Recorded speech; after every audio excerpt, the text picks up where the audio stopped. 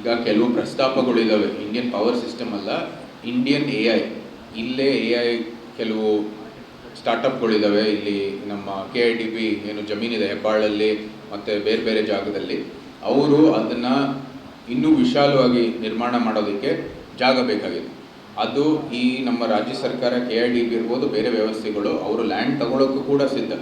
ಅವ್ರಿಗೆ ಯಾರಿಗೂ ಕೂಡ ಅವಕಾಶವನ್ನು ಮಾಡ್ತಾ ಇಲ್ಲ. ಅದು ನಿಮಗೆ ಎಲ್ಲ ತಿಳಿದಿರ್ತಕ್ಕಂಥ ಸಂಗತಿ. ಭೂ ಸ್ವಾಧೀನ ಮತ್ತು ಈ ಭೂ ಪ್ರಕ್ರಿಯೆಗಳಲ್ಲಿ ಈ ಸರ್ಕಾರ ಯಾವುದೇ ರೀತಿಯ ಒಂದು ವೇಗವಾಗಿ, ಅಂದರೆ ವ್ಯಾಪಾರಕ್ಕೆ ಅನುಕೂಲ ಆಗುವಂಥದ್ದು ರೀತಿಯಲ್ಲಿ ಕೆಲಸವನ್ನು ಮಾಡ್ತಾರೆ. ಏನಾದರೂ ಇದೆಯಾ ಪ್ರಶ್ನೆಗಳು? ಸರ್, ಈಗ ಸೆಂಟ್ರಲ್ ಗೌರ್ಮೆಂಟ್ ಮೇಜರ್ ಒಂದು ಇದಂದ್ರೆ ಬೆಲೆಗಳ ಮೇಲೆ ಇಡ್ತಾ ಇಲ್ಲ ಅಂತ. ಅಂದ್ರೆ ಬೆಲೆಗಳು ಏನು ದಿನ ಕಳೆದಂತೆ ಹೆಚ್ಚಾಗ್ತಾ ಇದೆ ನೋಡಿದ್ರೆ ಅದು ಕಡಿವಾಣ ಹಾಕುವಂತ ಪ್ರಯತ್ನವನ್ನ ಮಾಡಿಲ್ಲ. ಯಾವ ಬೆಲೆಗಳು? ಅಗತ್ಯ ವಸ್ತುಗಳು. ಇವತ್ತು ದಿನನಿತ್ಯ ಅಗತ್ಯ ವಸ್ತುಗಳು ಇವತ್ತು ಇಲ್ಲಿ ರಾಜ್ಯದಲ್ಲಿ ಏನು ಮಾಡ್ತಾ ಇದ್ದಾರೆ ಅಂತ ದಯವಿಟ್ಟು ಕಾಳಜಿ ವಹಿಸಿ.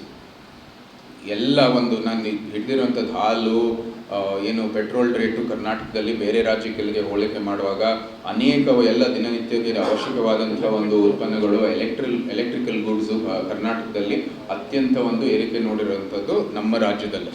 ಇದು ಕೇಂದ್ರಕ್ಕೆ ಸಂಬಂಧಪಟ್ಟರೆ ಆದಷ್ಟು ನಿಯಂತ್ರಣ ಆಗಿ ಈ ಒಂದು ಯುದ್ಧದ ಒಂದು ಪರಿಸ್ಥಿತಿಯಲ್ಲಿ ಅದನ್ನ ನಿಯಂತ್ರಣ ಮಾಡಿ ಭಾರತೀಯರಿಗೆ ಅನುಕೂಲ ಮಾಡುವಂಥದ್ದು ಕೇಂದ್ರ ಸರ್ಕಾರದ ಒಳ್ಳೆಯ ಯೋಜನೆ ಮೂಲಕ. ಇಲ್ಲಿ ಯಾವುದೇ ರೀತಿಯ ಆರ್ಥಿಕ ಯೋಜನೆಗಳನ್ನು ರೂಪಿಸುವಂಥದ್ದು ಯೋಗ್ಯತೆ ಇಲ್ಲದೇ ಇರೋ ಕಾರಣಕ್ಕಾಗಿ ನಮ್ಮ ರಾಜ್ಯದಲ್ಲಿ ಈ ಒಂದು ಬೆಲೆ ಏರಿಕೆಯ ಒಂದು ಸಮಸ್ಯೆ ಇದೆ. ಎಲ್ಲಿ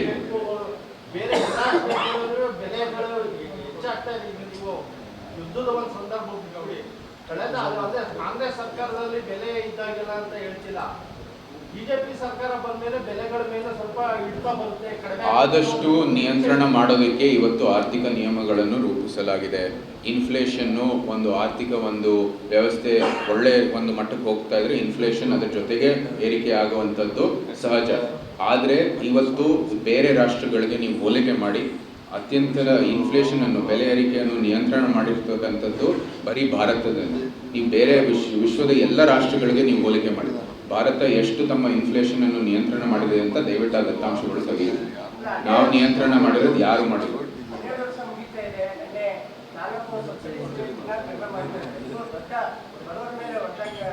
4 ಸಬ್ಸಿಡಿಗಳು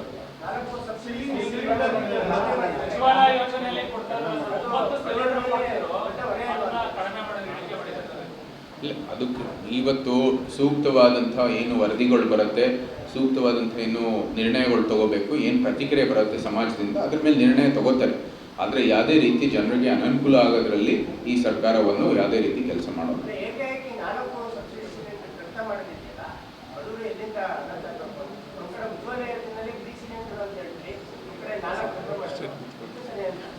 ಸ್ಟೇಟ್ ಕೂಡ ಇವತ್ತಲ್ಲಿ ಪಾತ್ರ ಆಗಬೇಕು. ಅವರು ಕೂಡ ಕೈ ಜೋಡಿಸ್ಬೇಕಾಗಿರ್ತಕ್ಕಂಥದ್ದು ಅತ್ಯಂತ ಅವಶ್ಯಕವಾದದ್ದು. ಇವತ್ತು ಅಂತಾರಾಷ್ಟ್ರೀಯ ಮಟ್ಟದಲ್ಲಿ ಯುದ್ಧ ನಡೀತಾ ಇದೆ. ನಿಮ್ಮೆಲ್ಲರಿಗೂ ಗೊತ್ತಿದೆ, ಈ ತೇಲು ಮತ್ತು ಅನಿಲು ಎಲ್ಲ ಏನೇನು ಸಮಸ್ಯೆಗಳಿದೆ ತಮ್ಮೆಲ್ಲರಿಗೂ ತಿಳಿದಿರ್ತಕ್ಕಂಥ ಸಂಗತಿ.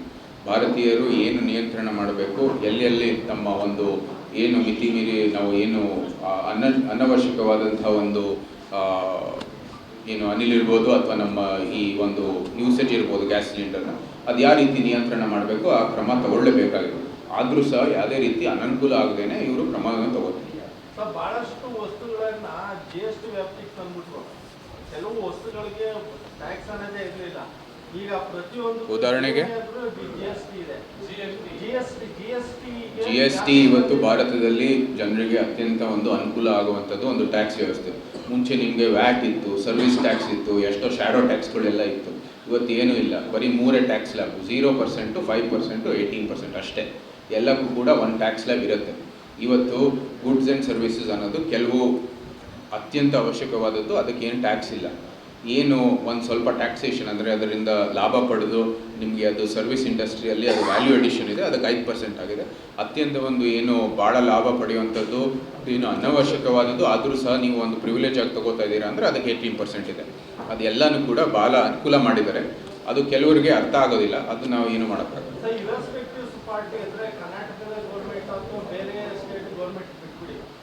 ಸ್ಟೇಟ್ ಮೆಟ್ರೋ ಸೆಂಟ್ರಲ್ ಗೌರ್ಮೆಂಟ್ ಇಂದ ಹೆಂಗಂದ್ರೆ 20,000 ರೂಪಾಯಿ ಸಂಬಳ ತಗೊಂಡ್ರೆ ಒಂದು 30,000 ರೂಪಾಯಿ ಖರ್ಚು, 10,000 ರೂಪಾಯಿ ಹೊರೆ, ಆ ಥರ ಪರಿಸ್ಥಿತಿ ಆಗಿದೆ. ಬಿಜೆಪಿ ಅವರು ಸ್ಟೇಟ್ ಮೇಲೆ ಹೇಳಿದ್ರು, ಸ್ಟೇಟ್ ಅವರು ಬಿಜೆಪಿ ನಾವೇನು ಸ್ಟೇಟ್ ಮೇಲೆ ಹೇಳ್ತಾ ಇಲ್ಲ, ಸ್ಟೇಟ್ ಹೊಣೆನೂ ಇದೆ. ತೆರಿಗೆ ನಿಯಂತ್ರಣ ಮಾಡುವಾಗ ಸ್ಟೇಟ್ದು ಬರುತ್ತೆ, ಕೇಂದ್ರದ್ದು ಬರುತ್ತೆ. ಆವಾಗ ಇದನ್ನ ನಿಯಂತ್ರಣ ಮಾಡೋ ಹೊಣೆ ಇಬ್ಬರಲ್ಲೂ ಇದೆ.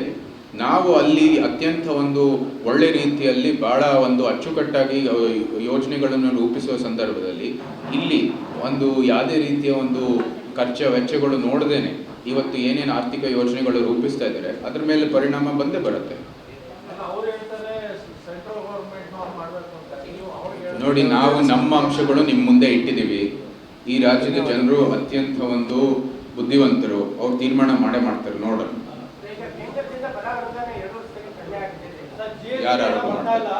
ಯಾರು ಹೇಳ್ತಾ ಇದ್ದಾರೆ. ಗ್ರಾಮೀಣ ಸಡಕ್ ಯೋಜನೆ, ಒಂದು ನಿಮಿಷ, ಗ್ರಾಮ ಸಡಕ್ ಯೋಜನೆ ಬೇರೆ ಬೇರೆ ಹಂತದಲ್ಲಿತ್ತು. ಇವತ್ತು ಅದು ಜನ್ಮನ್ಗೆ ಹೋಗಿದೆ. ಜನ್ಮನ್ ಅಡಿಯಲ್ಲಿ ಕೊನೆಯ ಒಂದು ಏನು ಹಾಡಿಗಳಿದ್ದಾವೆ, ಟ್ರೈಬಲ್ ಹ್ಯಾಮ್ಲೆಟ್ಗಳಿದ್ದಾವೆ, ಕಾಡಲ್ಲಿ ಇರುವಂಥದ್ದು ವಾಸ ಇರುವಂಥದ್ದು ವ್ಯಕ್ತಿಗಳಿಗೆ ಕೊಡುವಂಥದ್ದು. ಅಂದರೆ ಗ್ರಾಮ ಸಡಕ್ಕಿನ ಉದ್ದೇಶ ಎಲ್ಲರಿಗೂ ಕೂಡ ಒಂದು ರೋಡ್ ಸಂಪರ್ಕ, ಎಲ್ಲಿ ಭಾರತೀಯರು ವಾಸ ಇದ್ದಾರೆ ಅಲ್ಲಿಗೆ ರೋಡ್ ಸಂಪರ್ಕ ಕೊಡುವಂಥದ್ದು. ನಂತರ ಮುಗಿದ ನಂತರ ಅದು ರಾಜ್ಯದ ಹೊಣೆ, ರೋಡ್ ನೋಡ್ಕೊಳ್ಳೋದೆಲ್ಲ ರಾಜ್ಯದ ಹೊಣೆ. ಗ್ರಾಮ ಪಂಚಾಯತಿ ಇದೆ, ನಗರ ಪಟ್ಟಣ ಪಂಚಾಯತಿಗಳಿದ್ದಾವೆ, ಒಂದು ಫಾರೆಸ್ಟ್ ಡಿಪಾರ್ಟ್ಮೆಂಟ್ ಕೂಡ ಇದೆ. ಅವ್ರು ಏನಕ್ಕೆ ಮಾಡೋಕ್ಕಾಗಲ್ಲ. ನಾವು ಗ್ರಾಮ ಸಡಕಿನ ಉದ್ದೇಶ ಮೇರೆಗೆ ಕೆಲಸವನ್ನು ಮಾಡ್ತಾ ಮುಂದುವರಿತಾ ಇದ್ದೀವಿ. ಆ್ಯಂಡ್ ಅನುದಾನ ಎಲ್ಲೂ ಕಡಿಮೆ ಆಗಿಲ್ಲ. ಇದು ತಾವು ಹೋಗಿ ಅಲ್ಲಿ ಏನು ಆರ್ಥಿಕ ಒಂದು ಮೀಟಿಂಗ್ಗಳಾಗುವಾಗ, ಫೈನಾನ್ಷಿಯಲ್ ಮೀಟಿಂಗ್ಗಳಾಗುವಾಗ ಅಲ್ಲಿ ಹೋಗ್ಬಿಟ್ಟು ಕೇಂದ್ರದಲ್ಲಿ ಭಾಗವಹಿಸಬೇಕಾಗಿದೆ. ಹಿಂದಿನ ಮುಖ್ಯಮಂತ್ರಿಗಳು ನೀತಿ ಆಯೋಗ ಮೀಟಿಂಗ್ ಆಗುವಾಗ ಹೋಗಲ್ಲ, ಅಲ್ಲಿರ್ತಕ್ಕಂಥ ಫೈನಾನ್ಷಿಯಲ್ ಡೆಲಿಬ್ರೇಷನ್ಸ್ ಹೋಗಲ್ಲ, ತಮ್ಮ ಪ್ರತಿನಿಧಿನೂ ಕೂಡ ಕಳಿಸಲ್ಲ. GST ಕೌನ್ಸಿಲ್ಗೆ ಏನು ಹೋಗ್ಬಿಟ್ಟು ಮಾತಾಡಿದ್ದಾರೆ? ರಾಜ್ಯದ ಪರವಾಗಿ ಹೋಗಿ ವಾದ ಮಾಡಿದ್ದಾರೆ. ಕಾವೇರಿ ನೀರಾವರಿದು ಸಮಸ್ಯೆ ಹೋಗುವಾಗ ಏನು ವಾದ ಮಾಡಿದ್ದಾರೆ? ಏನಾದರೂ ನಮಗೆ ಒಂದು ನ್ಯಾಯ ಕೊಡುವಂಥದ್ದು ಕೆಲಸ ಮಾಡಿದಾರಾ ರಾಜ್ಯಕ್ಕೆ? ಇವತ್ತು ಅಲ್ಲಿ ವಿಜಯ್ ಜೋಸೆಫ್ ಅಂದರೆ ಹೊಸ ಇನ್ನು ಮುಖ್ಯಮಂತ್ರಿ ಬಂದಿದ್ದಾರೆ ತಮಿಳ್ನಾಡಲ್ಲಿ, ಹೋಗ್ಬಿಟ್ಟು ತಕ್ಷಣ ಕಾವೇರಿ ನೀರು ಬಗ್ಗೆ ಮಾತಾಡಿದ್ದಾರೆ. ಏನಾದರೂ ಉತ್ತರ ಬಂದಿದೆಯಾ ನಮ್ಮ ರಾಜ್ಯದಿಂದ? ನಾವಿಲ್ಲಿ ಮಳೆ ಬರಲಿ ಬರದೇ ಇರಲಿ, ನಾವು ಅವ್ರಿಗೆ ನೀರು ಕೊಡಬೇಕು ಅಂತ ಪರಿಸ್ಥಿತಿ ಬಂದಿದೆ. ಇದು ನ್ಯಾಯ ಕೊಡಬೇಕಂದ್ರೆ ಒಂದು ಒಳ್ಳೆ ರೇಷಿಯೋ ಮುಂದೆ ಬರಬೇಕಾಗಿದೆ. ತಾರ್ಕಿಕವಾಗಿ ಅದನ್ನ ಒಂದು ಅಂತ್ಯಕ್ಕೆ ತರಬೇಕಾಗಿದೆ. ನಾವೇನು ತಮಿಳ್ನಾಡಿಗೆ ನೀರು ಕೊಡಬೇಡಿ ಅಂತ ಹೇಳ್ತಾ ಇಲ್ಲ. ಎಷ್ಟು ಮಳೆ ಬರುತ್ತೋ ಅದಕ್ಕೆ ಪ್ರಮಾಣಾನುಗುಣವಾಗಿ ನಾವು ನೀರು ಹಂಚಿಕೆ ಆಗಲಿ ಅಂತ ನಮ್ಮ ಒಂದು ಬೇಡಿಕೆ. ಅದಕ್ಕಾಗಿ ಏನಾದರೂ ಇವ್ರು ಮಾಡಿದಾರಾ? ಈ ಸರ್ಕಾರ ಯಾವುದೇ ರೀತಿ ಕೇಂದ್ರ ಜೊತೆ ಸಂಪರ್ಕ ಮಾಡ್ತಾ ಇಲ್ಲ. ಬೇರೆ ರಾಜ್ಯಗಳು ಇಂಡಿಯಾ ಅಲಯನ್ಸಲ್ಲಿ ಇರೋರು ಎಲ್ಲರೂ ನೋಡಿ, ತೆಲಂಗಾಣ CM ಕಾಂಗ್ರೆಸ್ನವರೇ. ನಾನು ಸೆಷನ್ನಲ್ಲಿ ಇರುವಾಗ ಅವ್ರು ಒಂದು 3-4 ಸತಿ ಅಲ್ಲಿ ಪಾರ್ಲಿಮೆಂಟಲ್ಲಿ ನೋಡ್ತೀವಿ, ಬಂದು ಚರ್ಚೆ ಮಾಡಿ ಏನಿದೆ ರಾಜ್ಯದ ಹಿತರಕ್ಷಣೆಗಾಗಿ ನಾವು ಜೊತೆಗಿದ್ದೀವಿ ಅಂತ ಒಂದು ಸಂದೇಶವನ್ನು ಕೊಡ್ತಾ ಇದ್ದಾರೆ. ಇದೇನು ಇವತ್ತವರೆಗೂ ಮಾಡಿಲ್ಲ. ಇಲ್ಲ ಹೊಸ CM ಬಂದಿದ್ದಾರೆ, ಅವ್ರಿಗೆ ಅವಕಾಶ ಇದೆ ಮುಂದೆ, ದಯವಿಟ್ಟು ಮಾಡಲಿ. ಯಾರು ಹೇಳಿದ್ದಾರೆ? ಸಿದ್ದರಾಮಯ್ಯನವರ ತಂತ್ರ ಕೇಂದ್ರದ ಮೇಲೆ ಗೂಬೆ ಕೂರಿಸೋದು. ಎಲ್ಲಕ್ಕೂ ಕೂಡ ಸಮಸ್ಯೆ ಆಗಿದ್ದ ಕೂಡಲೇ ಕೇಂದ್ರನೇ ಕಾರಣ ಅಂತ, ಎಲ್ಲ ಸಂಕಷ್ಟಗಳಿಗೆ ಕೇಂದ್ರನೇ ಕಾರಣ ಅಂತ ಹೇಳೋದು. ಸೊ ಅದನ್ನು ಅವರು ಸತತವಾಗಿ ನಡ್ಕೊಂಡು ಬಂದಿದ್ದಾರೆ. ಹಿಂದಿನ ಟರ್ಮಲ್ಲೂ ಕೂಡ ಮಾಡ್ಕೊಂಡು ಬಂದರು ಎಲ್ಲಿ ಅವ್ರಿಗೆ ಅವಕಾಶ ಇತ್ತು. ಸೊ ಇದೇನು ಹೊಸದಲ್ಲ. ಇವತ್ತು ಹೊಸ ಮುಖ್ಯಮಂತ್ರಿ ಇದೆ, ಸಕಾರಾತ್ಮಕವಾದಂಥ ರೀತಿಯಲ್ಲಿ ಮುಂದುವರಿರಿ ಅಂತ ನಾವು ಆಗ್ರಹವನ್ನು ಮಾಡ್ತೀವಿ. 12 ವರ್ಷದಲ್ಲಿ ಕೇಂದ್ರ ಬಿಜೆಪಿ ಸರ್ಕಾರದ ಮೇನ್ ಇದೇನಂದ್ರೆ ಕೋಮುವಾದಿಗಳನ್ನ ಸಪೋರ್ಟ್ ಮಾಡ್ತಾರೆ, ಎಲ್ಲಿ ಧರ್ಮಾತೀತವಾಗಿ ಎಲ್ಲಿ ದೇಶದಲ್ಲಿ ಕರ್ನಾಟಕದಲ್ಲಿದೆ. ಇಲ್ಲಿ ಯಾರ ಸರ್ಕಾರ ಇದೆ, ಯಾರ ಹೋಮ್ ಮಿನಿಸ್ಟ್ರಿ ಇದೆ ಅಂತ ದಯವಿಟ್ಟು ಗಮನಿಸಿ. ಎಲ್ಲೂ ಇಲ್ಲ. ಕೋಮುವಾದಿಯನ್ನು ಪೂರ್ತಿ ಇಲ್ಲಿ ದೇಶದಲ್ಲಿ ಕಂಪ್ಲೀಟಾಗಿ ನಿಲ್ಲಿಸಿದ್ದಾರೆ.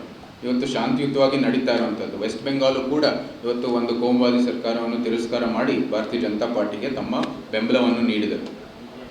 ಎಲ್ಲಿ ಹೆಚ್ಚಿಸ್ತಾ ಇರೋದು ಕೇಸ್ಗಳು? ಇಲ್ಲಿ ನಮ್ಮ ಒಂದು ಗಣೇಶ ಯಾತ್ರೆಗಳು ನಡೆದಾಗ ನಾಗಮಂಗಲದಲ್ಲಿ, ಮಂಡ್ಯದಲ್ಲಿ ಏನು ಅಂಥ ಒಂದು ಘಟನೆಗಳು ಯಾವತ್ತೂ ಸಹ ನಾವು ನೋಡಿಲ್ಲ. ಮಂಡ್ಯದಲ್ಲಿ ಅದೆಲ್ಲವನ್ನು ಎಸೆಯೋದು ಒಂದು ಪ್ರಕರಣಗಳು ನೋಡಿದ್ದೀವಿ. ಮೈಸೂರಿನಲ್ಲೂ ಕೂಡ ಇವತ್ತು ನೀವು ಹೋಮ್ ಮಿನಿಸ್ಟ್ರಿ ಸಂಬಂಧಪಟ್ಟಿರುವಂಥದ್ದು ಏನು ಮಾಹಿತಿ ಇಡ್ತಿದ್ದೀರಾ? ಎಷ್ಟು ಡ್ರಗ್ ಸಮಸ್ಯೆ ಇದೆ. ನಿನ್ನೆ ಆದರೂ ಒಂದು ಸೀಸ್ ಆಯಿತು, ಒಳ್ಳೆಯ ಒಂದು ಮಾಹಿತಿ ಬಂತು. ಆದರೆ ಎಷ್ಟು ಪ್ರಕರಣಗಳು, MDMA ಎಲ್ಲ ಒಂದು ಸಿಂಥೆಟಿಕ್ ಡ್ರಗ್ಗಳು, ಫ್ಯಾಕ್ಟ್ರಿಯಲ್ಲಿ ಉತ್ಪಾದನೆ ಮಾಡುವಂಥ ಡ್ರಗ್ಗಳು ಇಲ್ಲಿ ಮೈಸೂರಲ್ಲಿ ಕೇಂದ್ರ ಸರ್ಕಾರ, ಬೇರೆ ಬೇರೆ ರಾಜ್ಯ ಸರ್ಕಾರ ಬಂದು ಅವರ ಒಂದು ಕೇಸ್ಗಳು ನಡೆಸಿ ಇಲ್ಲಿ ಬಂದು ತೆಗಿತಾ ಇದ್ದಾರೆ. ಅದಕ್ಕೆ ಏನು ಎಲ್ಲ ನೇರ ಕಾರಣ, ಏನಕ್ಕೆ ಮೈಸೂರು ಅದಕ್ಕೆ ಒಂದು ವೇದಿಕೆ ಆಗಿದೆ ಅಂತ ಪ್ರಶ್ನೆ ಮಾಡುವಂಥದ್ದು ಸಂಗತಿ. ಸರ್, RSS ನೋಂದಣಿ ಆಗಬೇಕು ಅಂತ ಪ್ರಿಯಾಂಕ್ ಖರ್ಗೆ ನೆನ್ನೆ ಕೂಡ ಹೇಳಿದ್ದಾರೆ. ನೋಡಿ, ಎಲ್ಲ ಒಂದು ಅಪಪ್ರಚಾರಕ್ಕೆ, ಒಂದು ಸುಮ್ಮನೆ ಏನು ಬೇರೆ ಒಂದು ಸುದ್ದಿ ಸೃಷ್ಟಿ ಮಾಡೋದಕ್ಕೆ ಕೆಲವು ನಾಯಕರು ಒಂದು ಏನೋ ಒಂದು ಹೇಳಿಕೆ ಕೊಡ್ತಾರೆ, ಅದಕ್ಕೇನು ಬೆಲೆ ಇಲ್ಲ. ರಾಷ್ಟ್ರೀಯ ಸ್ವಯಂ ಸೇವಕ ಸಂಘ ಇವತ್ತು 100 ವರ್ಷಕ್ಕಿಂತ ಹೆಚ್ಚು ಕೆಲಸ ಮಾಡ್ತಾ ಇದೆ. ಸಮಸ್ತ ಭಾರತೀಯರನ್ನ, ಅದು ಒಂದು ಭಾರತದ ಒಂದು ಏನು ಭಾರತೀಯ ಸಂಸ್ಕೃತಿ, ಭಾರತೀಯರ ರಕ್ಷಣೆಗಾಗಿ ಅತ್ಯಂತ ಅವಶ್ಯಕವಾದಂಥ ಒಂದು ಸಂಸ್ಥೆ.